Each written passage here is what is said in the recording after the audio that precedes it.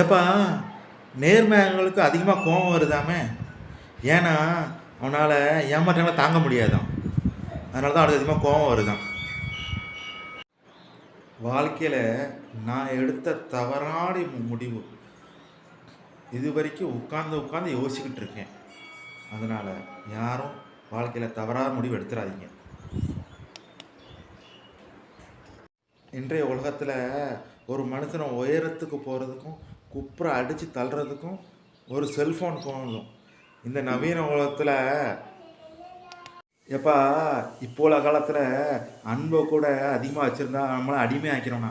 ஆனால் இப்போ உள்ள காலத்தில் அப்படி தான் காலத்தில் அன்பை கூட அளவாக தான் செலுத்தணும், இல்லைன்னா நம்மளை அடிமை ஆக்கிடுவானுங்க. இப்போ உள்ள காலகட்டத்தில் அப்படி தான். எப்பா எதையும் பொறுமையாக தேடணும்.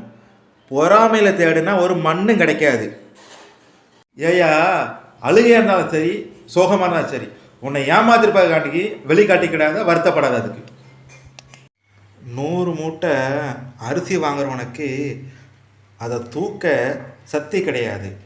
ஆனால் 100 மூட்டை தூக்குறவனுக்கு அதை வாங்க சக்தி கிடையாது.